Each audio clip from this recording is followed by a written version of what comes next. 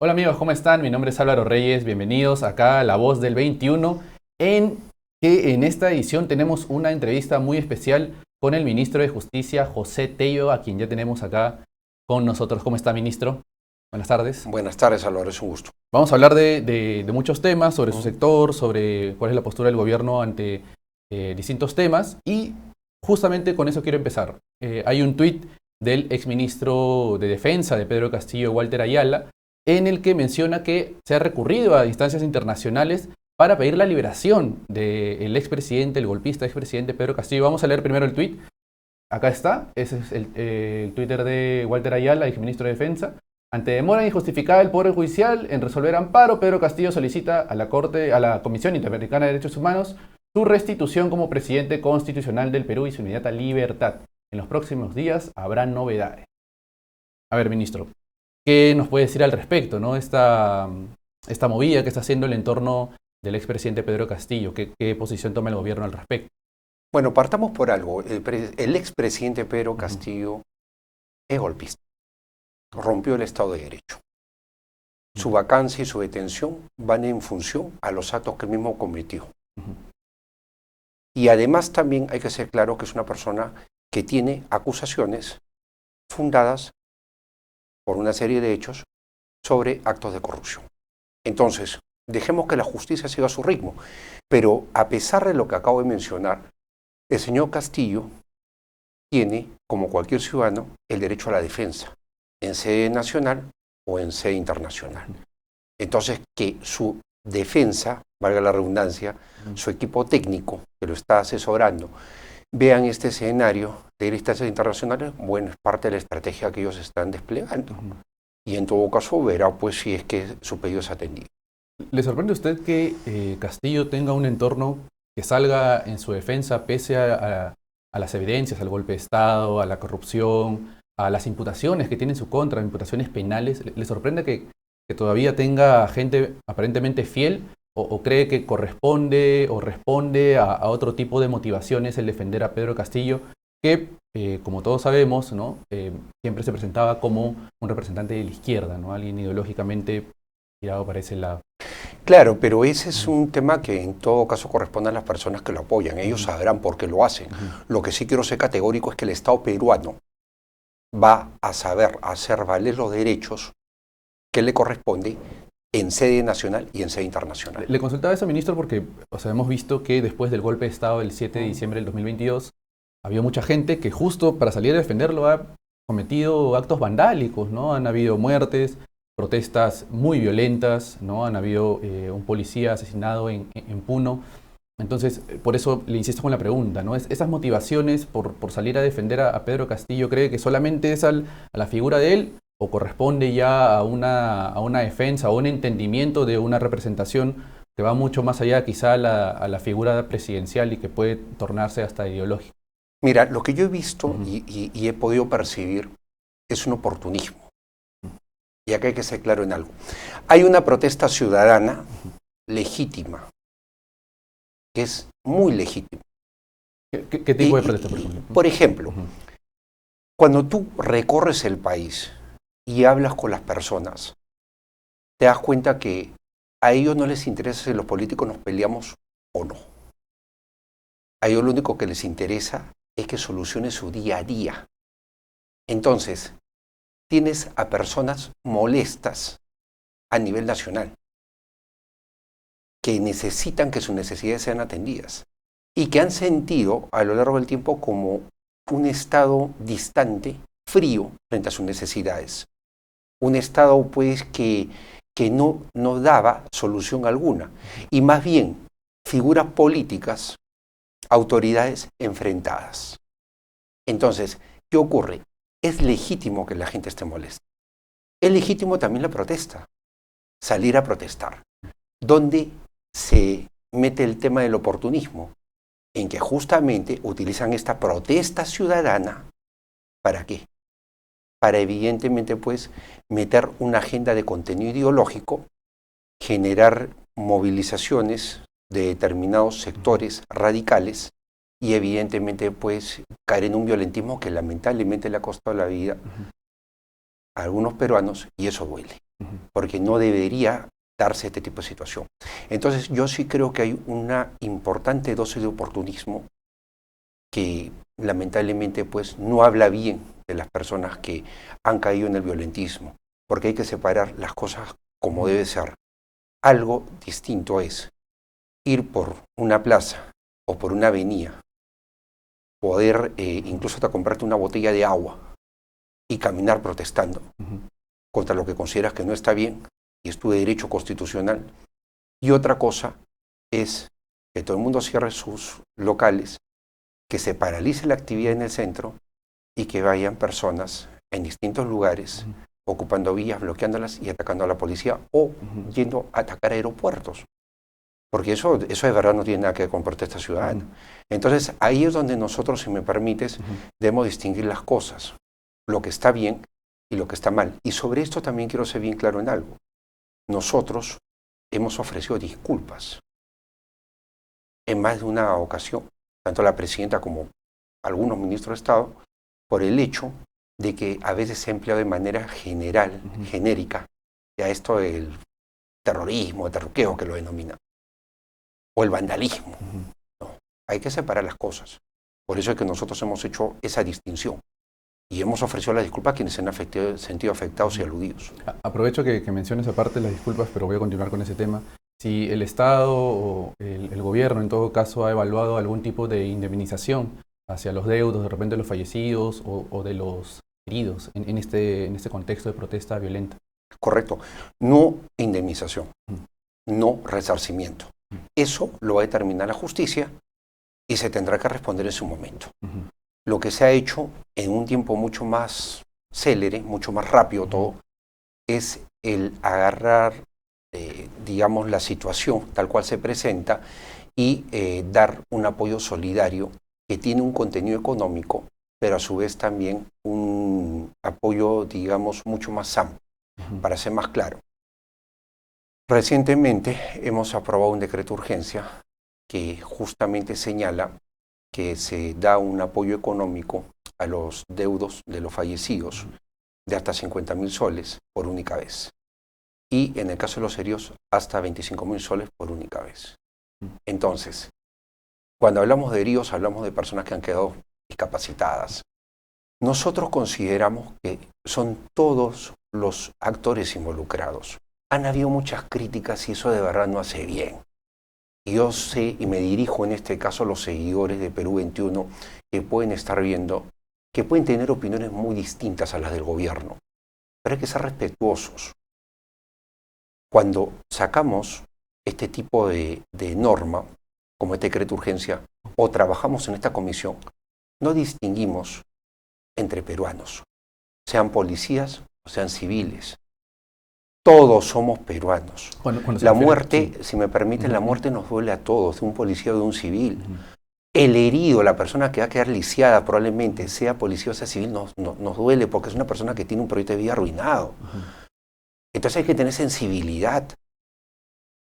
Claro. Porque ¿sabes qué cosa? Sectores muy radicalizados a favor de la protesta violenta critican esta medida como que es pues una situación de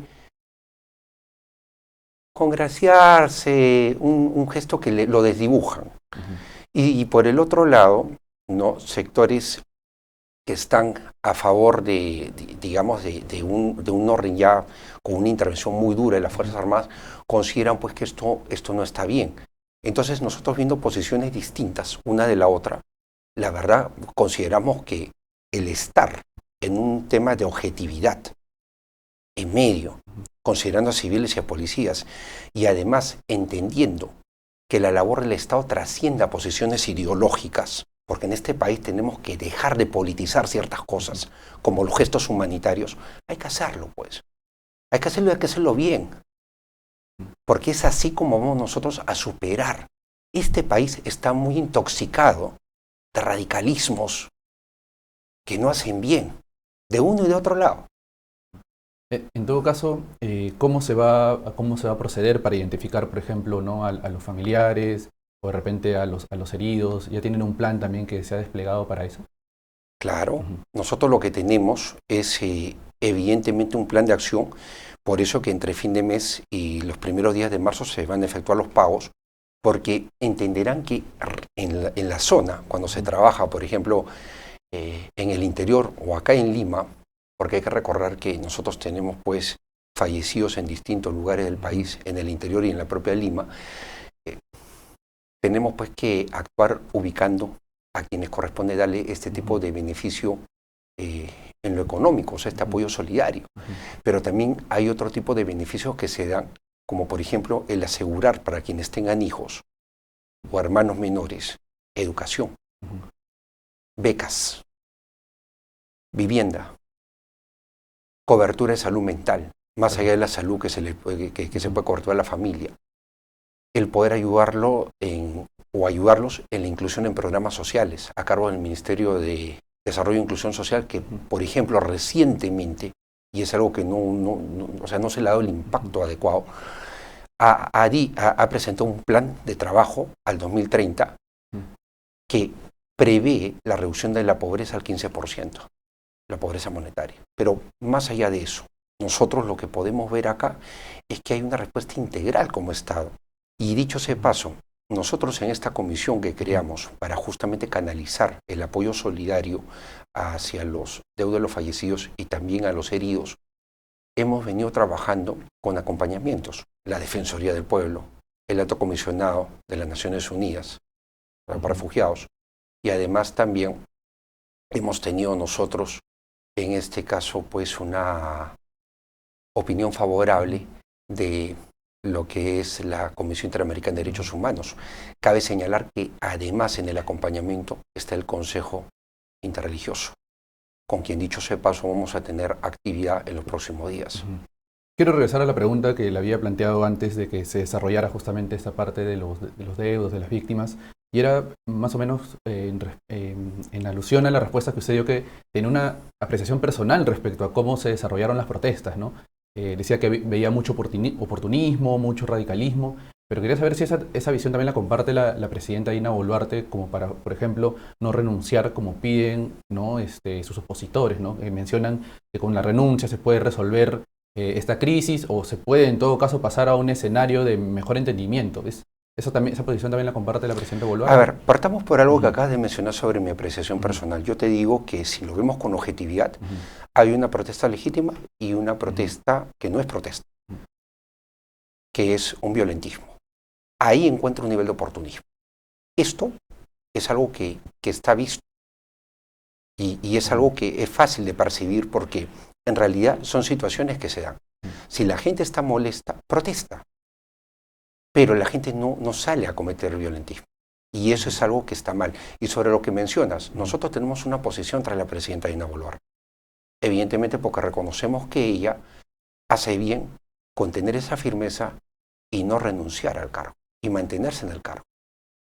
Porque es un gesto de responsabilidad para con el país.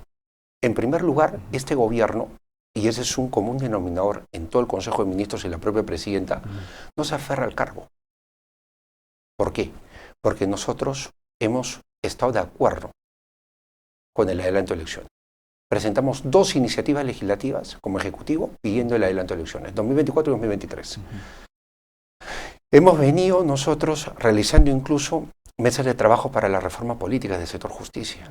Y hemos estado siempre en una línea de asegurar una transferencia de gobierno a gobierno entre los que estamos ahorita en el mismo y quienes puedan ser electos en una elección adelantada.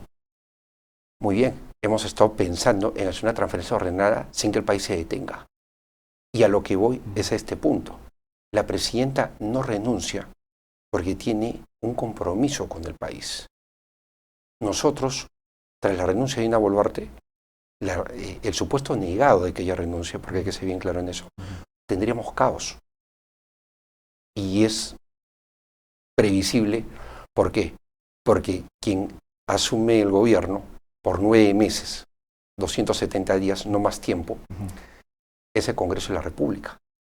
El Congreso de la República hoy día está cuestionando a su propia mesa directiva. Es más, o sea, dicen que en el supuesto que se dé esta situación debería escogerse una nueva mesa directiva. Eso por un lado. Y por otro lado, que es muy importante que se tenga esto en claro. Hay un tecnicismo en la Constitución. La Constitución prevé elecciones tras esta situación que el presidente de Congreso o presidente de Congreso asuma el cargo. Elecciones que por ley orgánica, repito, se convocan en 270 días. Pero elecciones de qué tipo, generales o solo presidenciales. Partamos en el supuesto que se discute este tema. ¿Qué tipo de elecciones se convocarían? ¿Generales o solo presidenciales? Si son solo presidenciales, el Congreso no tendría que terminar su mandato, sino hasta el 2026. Y quien sea o quienes participen en la elección presidencial serían pues personas que tendrían un mandato complementario. Algo parecido, pero a la inversa de lo que ocurrió en el año 2020. O sea, pero lo que me dice entonces es, Dina Boluarte se está quedando más bien para darle estabilidad. Estabilidad. ¿Por qué? Porque encontramos pues y es normal, tenemos un Congreso que está muy fragmentado, con opiniones muy distintas uno del otro, les cuesta ponerse de acuerdo y realmente pues lo hemos visto con el adelanto de elecciones. Entonces, nosotros tenemos que ser conscientes que hay algo más importante. Esa molestia ciudadana tiene que disminuir. ¿Y cómo va a disminuir? Con trabajo permanente y constante, con atención de necesidades básicas. Con eso disminuye la molestia ciudadana.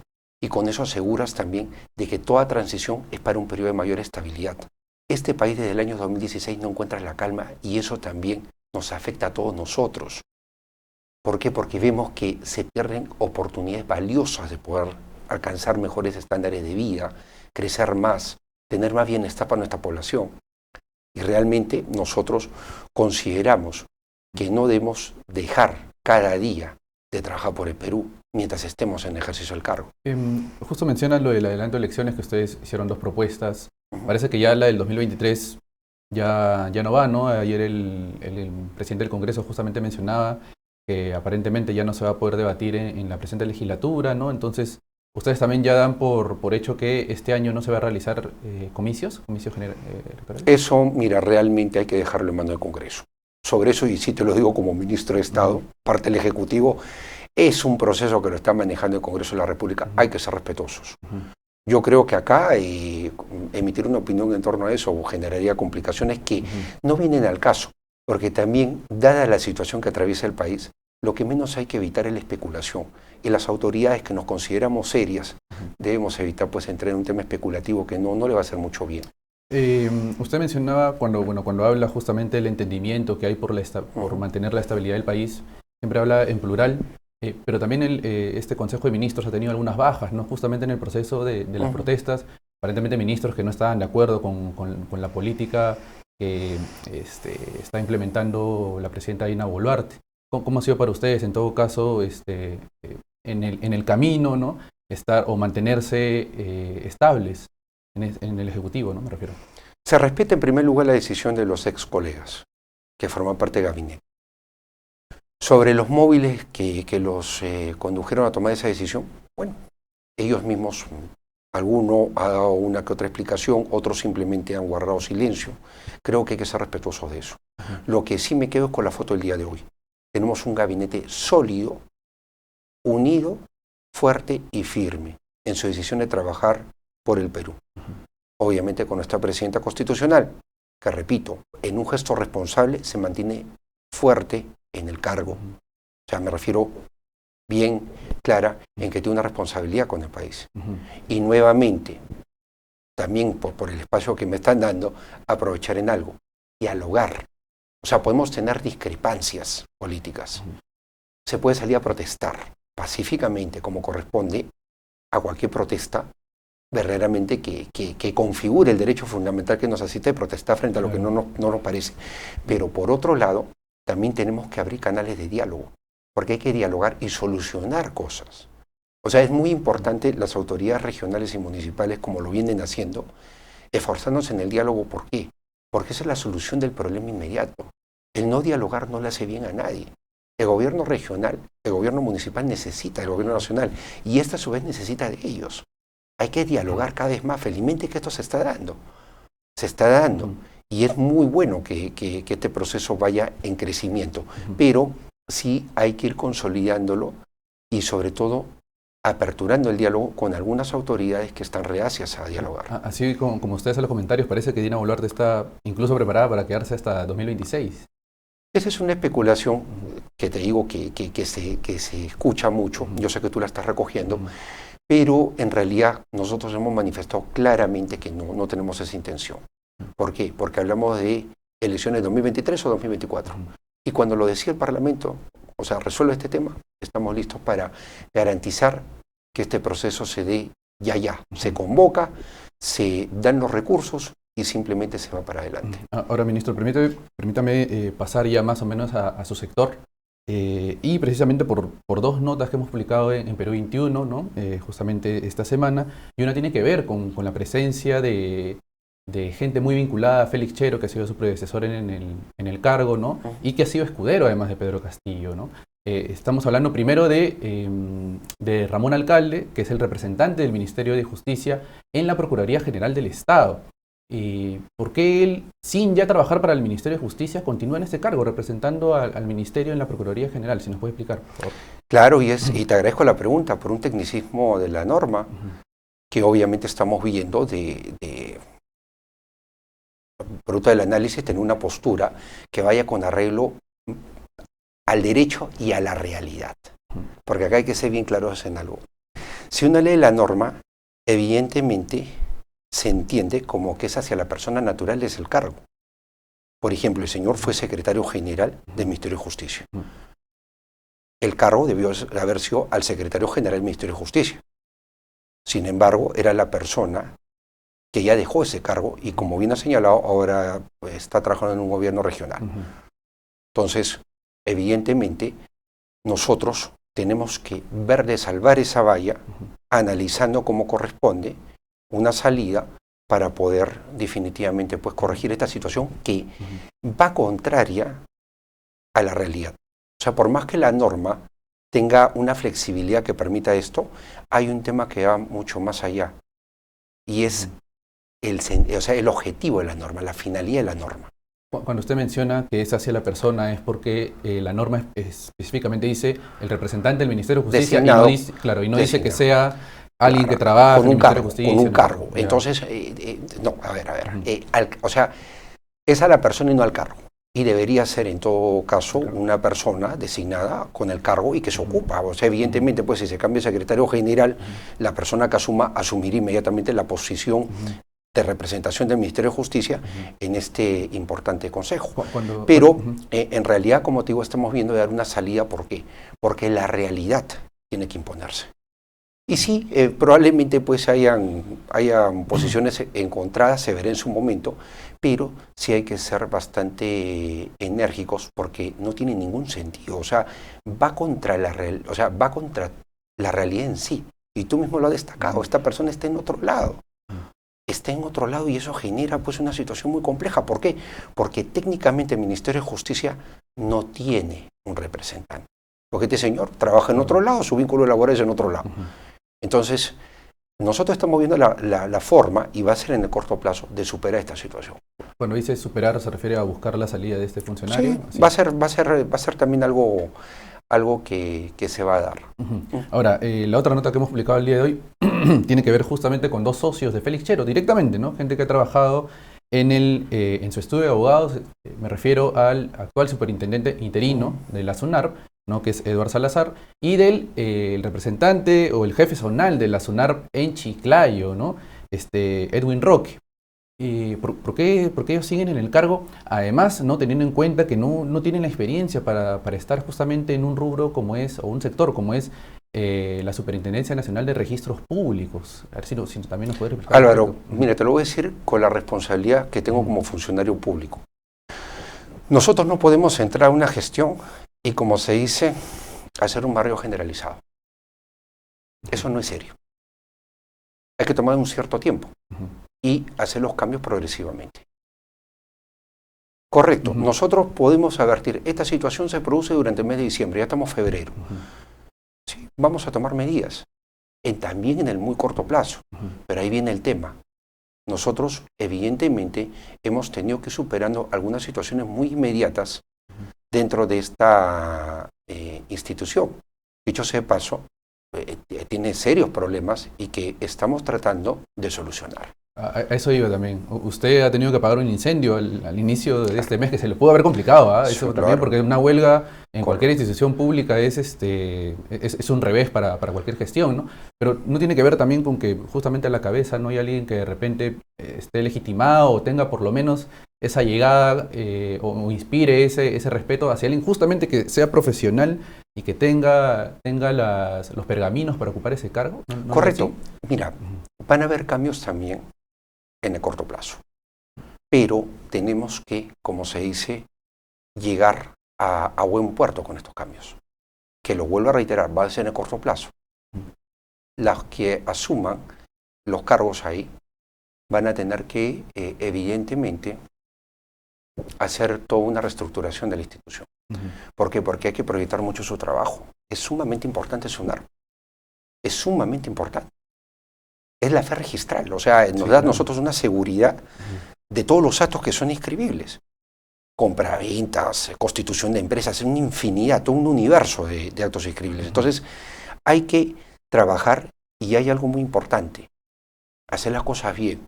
Nosotros vamos a hacer cambios importantes en esta institución, o sea, por lo menos reestructurarla como para que tenga un buen performance para quienes vengan en algún momento y nos suceda, encuentren una institución ordenada, pero acá hay algo que es importante.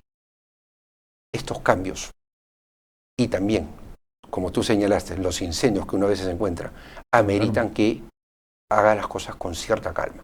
Yo creo que ha habido la calma necesaria, vienen las acciones en breve. De cambio me refiero. Dos últimas preguntas, ministro. Hemos visto que la Fiscalía llegó a incautar la Casa Zarratea, esta famosa vivienda que usaba Pedro Castillo como su despacho clandestino, ¿no? Hay videos, hay además evidencias que corroboran eso, ¿no? ¿Alguna decisión que va a tomar al respecto de repente su sector? ¿Con qué se va a hacer con esta, desde el Pronavi, ¿no? ¿Qué se va a hacer con este inmueble? Te puedo adelantar algo. Zarratea va a ser un símbolo de la lucha contra la corrupción. Pero, y eso lo van a percibir también todos nuestros conciudadanos. ¿En qué sentido? ¿Se ha convertido en una sede del Minjus? En una sede de una institución que evidentemente de algunas instituciones tampoco, porque recuerda una cosa, todavía falta que el Consejo Directivo del Pronavi, que es un colegiado que no solamente tiene al Minjus, sino también tiene el Poder Judicial y otras instituciones, tome una postura al respecto. O sea, falta eso, ¿ya? O sea, que se cierre. Pero te puedo decir que entre las instituciones que candidatean para tener este inmueble, son instituciones que tienen un compromiso importante en la lucha contra la corrupción en nuestro país. O sea, del sistema de justicia, entonces. Claro que sí. Porque es importante que hayan gestos. Entonces, un lugar que genera tanta controversia, donde han ocurrido hechos malos, bueno, tiene que servir en todo caso para que sirva de plataforma y se pueda contrarrestar esta situación y sobre todo hacer frente a la corrupción que mucho daño hace a este país. La última, ¿cree que está yendo en estas investigaciones de corrupción contra Pedro Castillo y contra su entorno? ¿Creen que está yendo a una velocidad prudente? ¿Debería ir más rápido? ¿Deberían haber resultados lo antes posible? ¿Cómo lo evalúa usted también? Ahí vamos respetando los tiempos judiciales y también del Ministerio Público. Eso es algo que se tiene que dejar bien en claro, porque permanentemente hago hincapié en esto. Los tiempos políticos, la coyuntura que analizan ustedes, los periodistas, es algo que tiene una dinámica muy distinta a lo que es una investigación, que puede ser muy compleja y además también que involucra a la policía, al Ministerio Público, de acuerdo a sus competencias, pero que finalmente tiene que tomarse decisiones siempre en sede jurisdiccional o del Poder Judicial, para ser más exacto. Entonces, dejemos que esto siga su curso. Lo que sí es notorio es que nosotros acá enfrentamos pues una situación difícil porque los indicios de corrupción son muy notorios. Este gobierno que nos ha precedido ha sido un gobierno que en verdad ha hecho mucho daño al país. ¿Cómo encontró su despacho, el sector justicia? Lacrado. Lacrado. Estaba lacrado. Lacrado, ¿sí? tuve que despachar, y esto es la primera vez que lo digo, pero tuve que despachar en una de las salas que tenemos, que es la sala Constitución en el Ministerio de Justicia. Y unos días hasta que evidentemente el Ministerio Público fue y terminó de completar su trabajo. Y administrativamente el Ministerio de Justicia, ¿cómo lo encontró? Bueno, hemos tenido que hacer cambios sustanciales. Por eso lo que mencionaba hace un rato cuando me tocase el tema de SUNAR, por ejemplo, hay que ir progresivamente, porque no ha sido nada fácil recibir el ministerio en las condiciones que lo recibimos.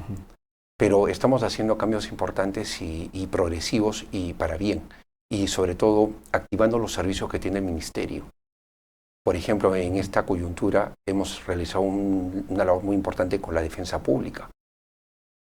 Hemos trabajado con casi 2.000 personas a nivel nacional, 1.855 para ser más exacta, y creo que hemos estado nosotros atendiendo las necesidades de la población, miles de consultas legales, hemos tenido también patrocinios, tenemos patrocinios y también hemos apoyado en esta situación de las protestas que se han ido dando. Entonces, hemos estado presentes en los momentos más difíciles. Y así como podemos verlo acá, también hemos venido trabajando, por ejemplo, en Ayacucho.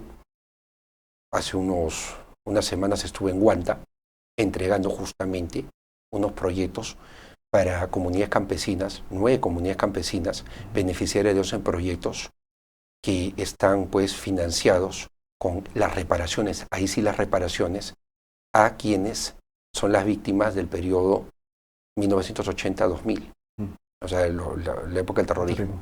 Entonces, por ejemplo, el trabajo con ellos, el trabajo que venimos desplegando nosotros ahora con algo que ha sido muy bien visto por la OCDE, nada menos, que es la política del gobierno peruano, ¿no? Una política que se considera un ejemplo en la región en lo que se refiere a derechos humanos y empresa, que justamente va a estar proyectada en los siguientes meses.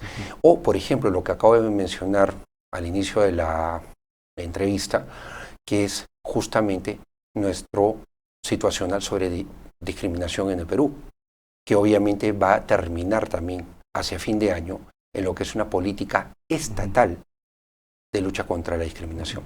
Bien, ministro, vamos a estar atentos a esos cambios que usted anuncia acá. Y bueno, con ustedes, amigos de Perú 21, hasta una próxima oportunidad. Mi nombre es Álvaro Reyes.